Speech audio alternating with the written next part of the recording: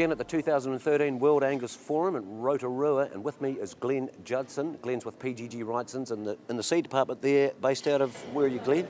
Based out of Christchurch. Been there for a year or two? We have, yeah. Probably done 10 years in the industry. Yep. Now, Glynn, you've just come straight out of the seminar. You've been one of the keynote speakers there today, and what are your main topics there? A lot on the plantain. Yeah, listen, we were talking about innovation today, innovation in a range of forage and non-forage products. And yeah, one of them was the Tonic plantain, which has been a long time coming. It's probably been 25 years in the development, but now it's really starting to get some momentum. Yeah, and I talked to you about the plantain about 4 years ago. We did a bit of work, and are you regarded as a plantain master in New Zealand? Hopefully not. You don't want to be? There's plenty of other people that have a lot of knowledge around that, and a lot of farmers now are picking up a lot of knowledge, and some of our latest work has been actually really good farmer experience. We've done a lot of work with sheep and using Tonic plantain in the lactation phase, but we're learning a lot from some of our beef farmers who are using that as forage for putting on quick live weight gain. Yeah. So it's not just a lamb fattening thing anymore. No, it seems to be there seems to be an uptake within the beef industry, and particularly with when we put clover with plantain, we seem to get much better results from an animal performance point of view. And again, that's something that some of our farmers have actually shown us. And they're getting up around Gisborne and that too, getting amongst it. Yeah, it's interesting. It seems the Tonic plantain seems to go in areas where rye-grass seems to struggle with the heat. And so in some of that country where rye-grass is probably not the best fit, Tonic has certainly shown its benefit there. And it's not the fact that it's drought tolerant.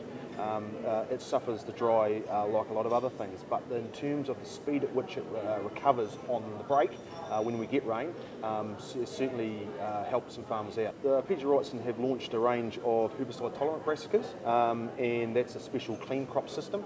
And what that allows is the sulfonylurea herbicide talar to be used across these specific cultivars. And if you sprayed talar across normal brassicas, they would die. But what that allows you to do, these herbicide tolerant ones, it allows you to take brassica weeds or weeds of the brassica species out. So things like wild turnip, shepherd's purse are easily controlled with this clean crop system. So it's brilliant. Great innovation. I think it's a really good example of some breeding and some chemistry working together to give a very good outcome for the farmer. Yeah. Now a lot of trial plots you'd have there on your. Yeah, a lot of our there's a lot of trial plots in terms of both grasses and brassicas, and it's the normal part of a breeding company's program is to screen a lot of different material, and of the 150, 200 lines that are out there, pick the best ones. So it's a matter of numbers and picking the best ones that are in that plot trial over a number of years. How many have you got in the team down there? Listen, at our Kimahia research site, there's probably the best part of 40 staff. 40? And that's across a range of turf products, cereal products, forage products and non-forage products. So it's a research centre, but it's not just simply focused on grass.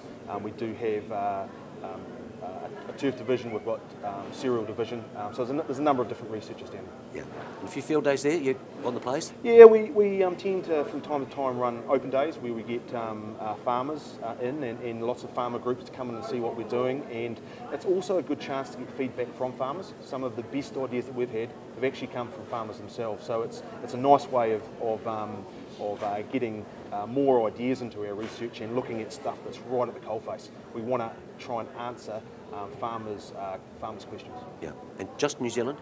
No, listen, we've got a footprint in both Australia and South America, but what we do is we run our research from a very regional point of view, but we're acting globally. So we've got footprints in South America and in Australia, and we have some other joint ventures and relationships which get us into Europe and into the States as well. So you'd argue that we deal as a fully global company.